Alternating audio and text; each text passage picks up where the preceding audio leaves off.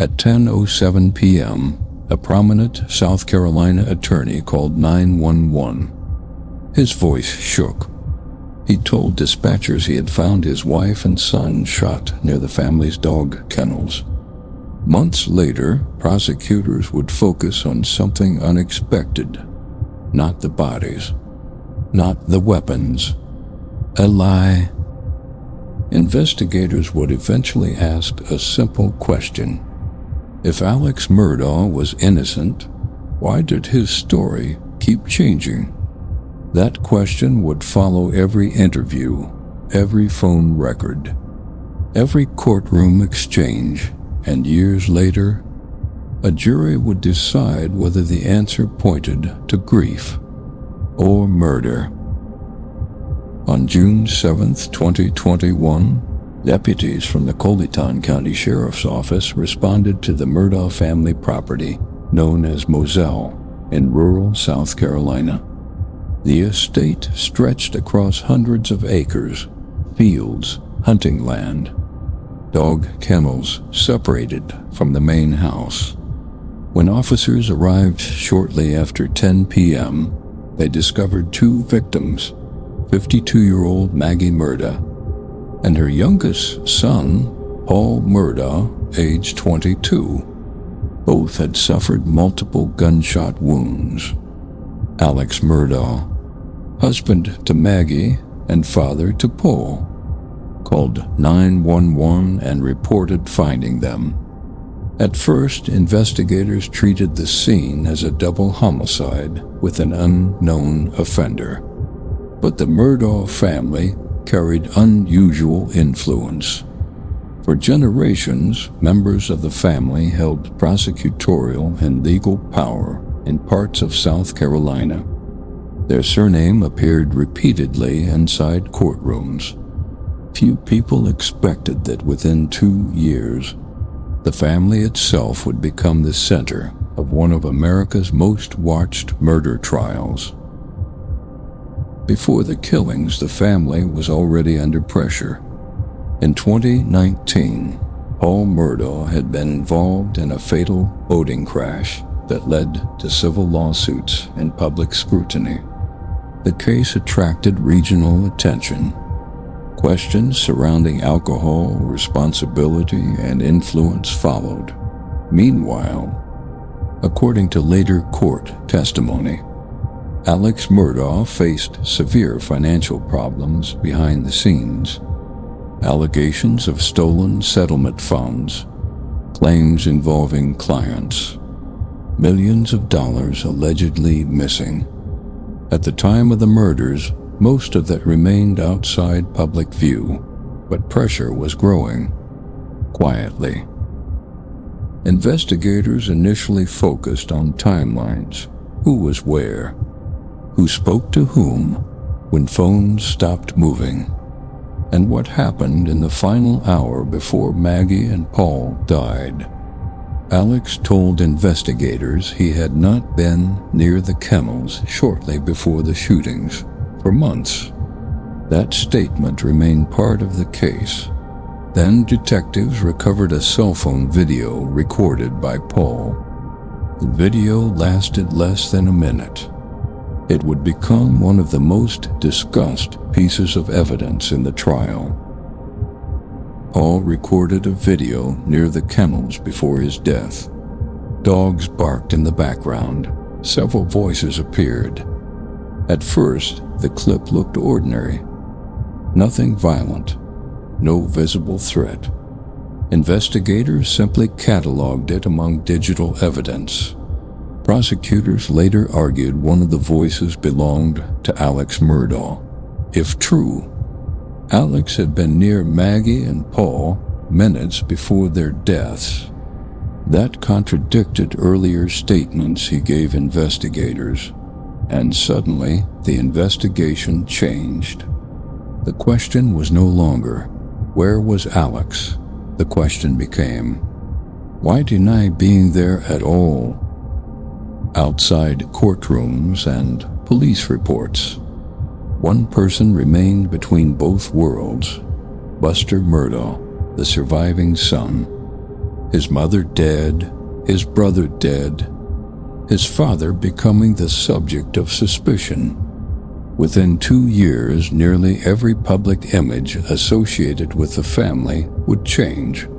Investigators turned toward digital movement, phones, vehicle data, call logs, step counts.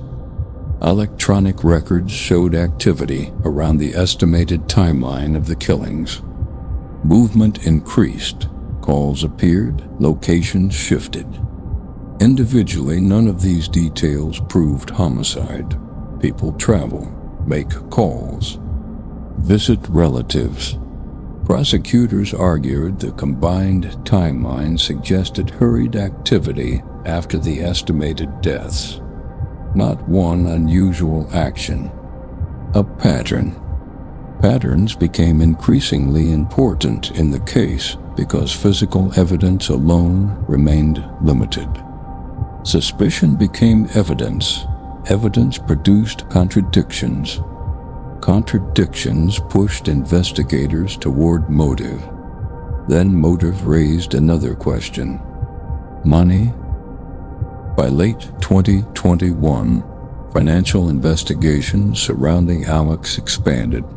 Multiple allegations emerged involving stolen funds and fraud.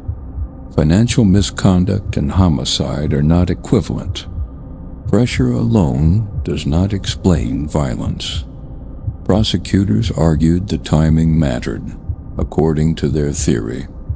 The murders created sympathy, shifted public attention, delayed scrutiny over financial exposure. The state suggested a man facing collapse may have attempted to reset the narrative around himself. The defense strongly rejected that theory. The kennel video did not show murder, no shooting, no confession, no attacker. Its importance came from something smaller and perhaps more damaging: consistency. For months, investigators believed Alex had not been there. The video challenged that assumption in seconds. Presence, voice, time, location. The prosecution repeatedly returned to one argument. People may forget details, but false timelines matter. Because when a timeline changes, investigators ask, why? Then came testimony and a shift. Alex eventually admitted he had not told the truth about being near the kennels. He claimed paranoia, addiction issues, and distrust of law enforcement influenced his statements. The defense maintained lying did not equal murder.